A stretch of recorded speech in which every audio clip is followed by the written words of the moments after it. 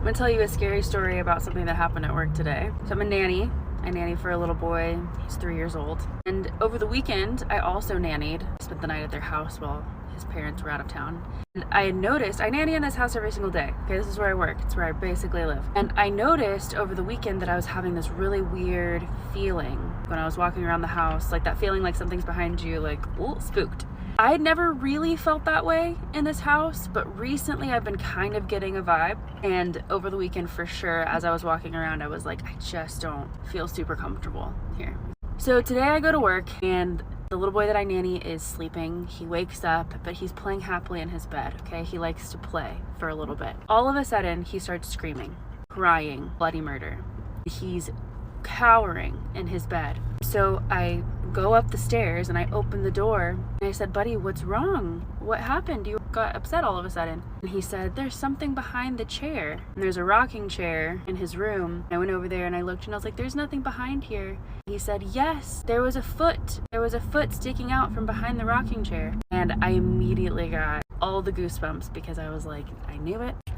Freaking knew something was in this house. Anyway, I told it to leave under my breath and I let him know that he was safe. And then later, go upstairs, I put him down, I'm trying to put him down for his nap and he starts to whimper and cower in the corner. And I was like, buddy, what's wrong? And he was like, I'm scared to go to sleep.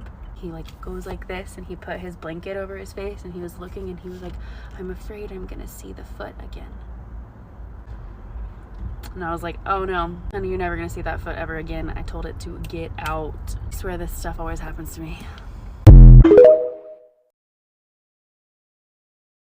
Girl, thank you for believing that baby. I need y'all to start teaching these babies what to do just in case they do see it again.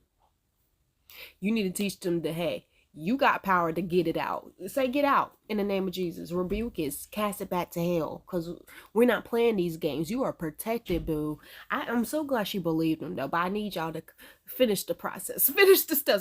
There's one more stuff you need to say. Just one more. You know, it'd be nice to show, you know, the Bible scripture. But I understand that we have to respect other people's religions. And maybe his parents aren't about that and don't want him, you know, respect that, but still you need to let him know how to protect himself in that moment, you know, if it happens again.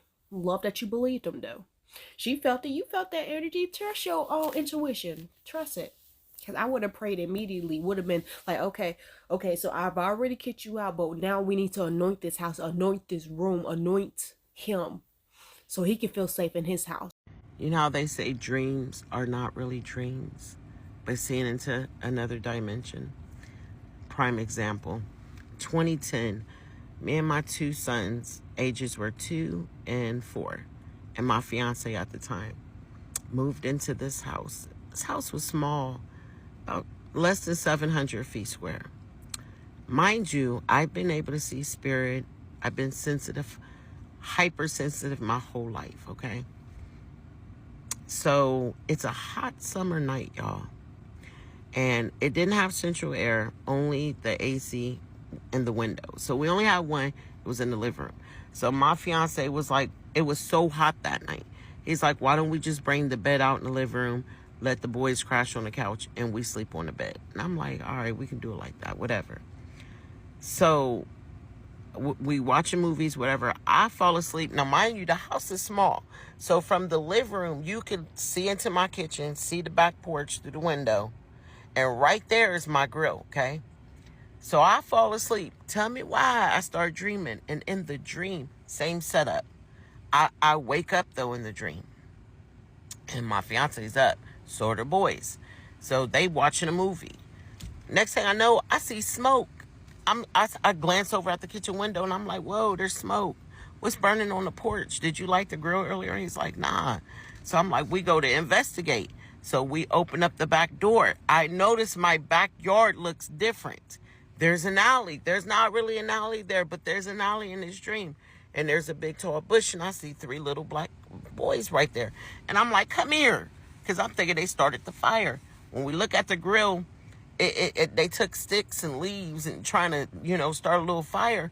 And it was a piece of meat, frozen meat on the grill. And I'm like, come here. Why would you do this? And the middle child ages range from 3, I say maybe 4 to 7 or 8. I'm like, why would you do this? And the middle child was like, because we're hungry. The oldest son was like, we looking for our mom. The oldest one was like, we looking for our mom. And I'm like, it's in the middle of the night. You know, I said, okay, baby, come on in the house. I'm going to get you something to eat. So I take them in the house. They go play with my sons while I go and make them a little goodie bag. And I'm about to take them, go look for their mom. My fiance come in there. He looking at me all crazy. I said, boy, what's wrong with you? He said, they deceased. You don't see that? I'm like, boy, if you don't get up out my face with all that, you just ignorant. You know, I was pissed. I was irritated. Y'all tell me why when I went back, I don't know, it's like since he said it, the veil lifted, whatever. Y'all, when I stepped in the room to tell them come get their goodie bags so we go look for their mom, baby, when I tell you, all three little boys was gray. There was not no blood circulating through that body. So at this point, y'all, I'm like, oh, I got to get them up out my house. They're not alive. So we go back to the back door. I ain't taking them to go look for nothing. You got to go. So one at a time, they going out from the youngest to the oldest. The oldest was the last to step out my house. And I hand him his goodie bag and his little drink. And he puts his foot in the door like he trying to stop me from closing the door, y'all. And he turned back and he looked at me. He said, don't worry, I'll be back. And boom, I wake up. Now, he did step out to where I could close the door, but I wake up right after. And I look straight out that window because it was so real. There's no smoke. So I'm like, oh my God, why would I have that dream? We've only been living here for less than 6 months. Why would I even dream something like that? So I get up to go to the bathroom, right? I didn't close the door all the way. I left it cracked. Now, it's dark in the hallway, but I can still see my bedroom door. I can see, you know, into the living room because of the TV light. So I got my head down, and all of a sudden I feel like something was standing there. Like in the hallway, like I could feel the presence walk in. So I lift up my head because I'm thinking it's one of my babies and got up, you know. Y'all, I couldn't see nothing. It was pitch black. It went from me being able to see my door, the hallway, to nothing. It was whatever was standing in front of that door. The crack of that door was pitch black. Y'all, when I tell you, I hurried up and slammed that door closed. And as soon as I slammed it closed, baby, let me tell you, on everything I love, you hear, it sound like a little kid running out of that hallway, run through the living room, run through the kitchen, and down the basement steps. I said, oh, hell no. Oh, hell no. Man, I got the beating on that door because I wasn't coming out until I woke my fiance up. He got up. He said, what the hell is wrong with you? You look like you didn't see a ghost. That's exactly what the fuck I saw. But that's not the end. Let me know if y'all want part 2. Because there was a neighbor that was a homeowner, been living in that same house for 40 years. Remember I said the backyard was not the same? It had an alley. Let me know if y'all want to hear part 2. You know I want to hear part 2, but she didn't have a part 2 up yet. She didn't. I was all up in those comments. Because you know people in the comments be like, girl, where the part 2? Where the part 2? And then she'll tag them or whatever or put it in their comment. No, it wasn't that. It's probably a part 2 up now. Because it's been like a month maybe since I got these videos, maybe. So there should be a part 2 up now. Go look and see. Don't forget to follow all the creators today. A lot of you guys don't be looking at the description to find the creator links along with the timestamps so you don't have to listen to me talk. It's crazy how I do that for you guys. And I still get out the wall comments. Like you talk too much. It's a reaction channel. But yeah, no, friend, that was really crazy. Like, yo. Because it's like, maybe her dreams are probably different. Because I've had dreams like that where it feels like it's real life. So I go ask around. And it's crazy because I literally, which is the craziest thing ever. I'm going to share this with y'all. I had a dream the other day. I had a dream. I don't know. I can't remember all the gist of the dreams, but I think I was hanging out with one of my friends, one of my guy friends, and we were hanging out. And at the end of the dream, someone kisses my forehead, but I feel it in real life. I feel it in real life. So I wake up and I'm just like, okay. It was crazy that what she's saying is like, yo, your dreams are kind of like intertwined to the real world. That's really crazy that she experienced that dream and then experienced it in real life. He was like, I'll be back. And he really came back in the real life. Girl, no. Because it's just, I would love to hear part 2 to see like maybe it tells where the 3 boys came from, like, because clearly she knew they wasn't alive, or at least the person, her fiance in her dream, knew that it wasn't alive. So she knew that they wasn't alive in her dream. Like, her subconscious was like, hey, no, friend, these boys aren't alive, and you just let them come in your house. Which was crazy to me, because when she was like, there was 3 boys, I was just like, 3 kids? We just listened to the story about the kid with the black eyes, the kids with the black eyes. I was just like, girl, why you let them in? And I understand, like, you're a mom and that's like your first thought to save, protect babies. I still feel like I still would not let no kids in my house, because I would just be, a little nervous. But based off this story too, it's just like, nope, I have no reason to bring. And also the fact that I'm a stranger, and letting someone in my, no one knows, like, they could say anything, and I know there's this video of this guy who found this kid and he recorded the whole time. Like, that was very smart, because people can make up anything, kids can make up anything. You're a stranger, like, you got to protect yourself as well. So yeah, there's no reason why I would let anybody in my house that I don't know. But that's really wild, girl. I would have been praying immediately. It went to your basement. You should have been like, no, you are not welcome here. What are you talking about? Like, sorry that you can't find your mother. You're not welcome here. So yeah, friend, y'all go see part 2, come back here and let me know in the comments what happened. What's the rest? What's the T-boo? What's the 411? I'm going to tell you the story of my great aunt who was a seer. And she was a Christian. She loved the Lord. She read her Bible. She could see things that most people could not see, whether she wanted to or not.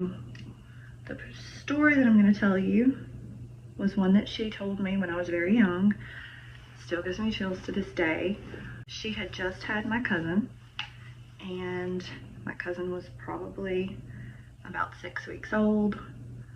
My aunt went to stay with a friend, and she had just laid my cousin down and was reading her Bible.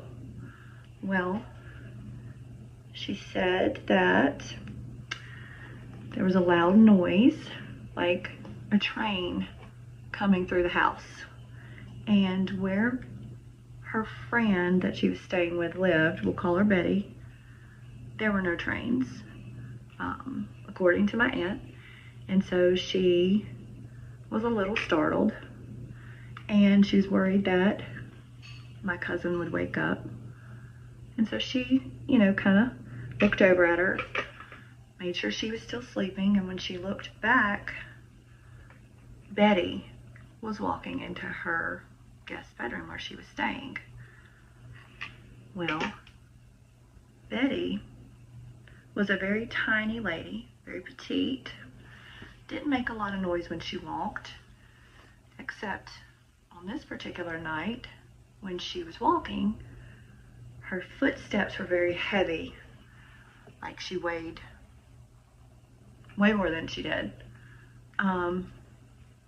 And it startled my Aunt Becky, of course. So my aunt says, Betty, what are you doing? Are you okay? Is everything all right?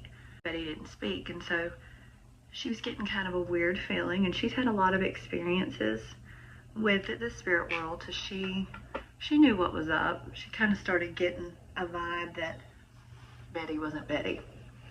So she says, Betty, are you okay? She asks her again, and Betty speaks to her. But when Betty speaks, it's not Betty's voice. Betty is speaking with a very deep, manly voice. And she tells my aunt to put down her Bible, because my aunt was reading her Bible. She tells her to put down her Bible and follow me, in a very deep voice. And that's when my Aunt Becky said, okay, I understand the assignment. This is not my friend Betty. My Aunt Becky does what any Southern, God-fearing woman would do in a weird situation like that. She begins to plead the blood of Jesus Christ over herself, over her child, and over sweet Betty. Well, she closes her eyes and she begins to pray out loud. My aunt does not stop praying until the train sound stops. So when she no longer hears what sounds like a train, she opens her eyes again, and Betty's gone. Was sweet Betty sleepwalking and found herself in my Aunt Becky's guest room? Girl, why? She did the right thing. Your auntie did the right thing, because this is why she was like, okay, you are not Betty, but I'm not putting my Bible down. Now I know that you are not Betty, and I know what I need to do now. I know. I need to call on Jesus. Ask him to cover me with his blood, and my child, and Betty who is asleep, because I really feel like it was something on that train. That spirit on that train was just like, oh, this is a nice stop. This is my stop. No, friend, this is not your stop at all. You are not welcome here, because that is crazy. I'm so glad she knew what to do. I'm so glad she had religious background and knew exactly what to do. I'm glad she had a Bible. I can't believe that was like real life, because I guess we were just talking about dreams. Was we talking about dreams in this video? I've watched so many videos today. Yes, we did. I literally just commented on dream. Okay, I'm tired. But no, friend, I'm glad she knew what to do, and I feel like it might have been something on that train that's crazy that happened in real life. Like, I guess it's a N-word in real life, which was crazy. Like, we're seeing real person physical, and it talked back, but it wasn't the right voice. It's just like, nah, you tried it. You tried to put on her skin. But it ain't gonna work. We ain't silly. We are not dumb over here. We're not foolish. We are very highly educated and spiritually educated, honey. So yeah, I'm glad she protected, because it's just like that newborn baby. We've heard a lot of instances where those dark spirits and entities try to come around with the newborn baby, innocent baby, firstborn son, you know. So I'm really glad she knew what to do, and she prayed over herself and Betty. Honey, why? Honey, girl, bye. But thank you so much for watching this video. Don't forget to like, follow all the creators. Don't forget to follow the other creator to get that part 2, so you can come back and tell me what happened, honey. And subscribe.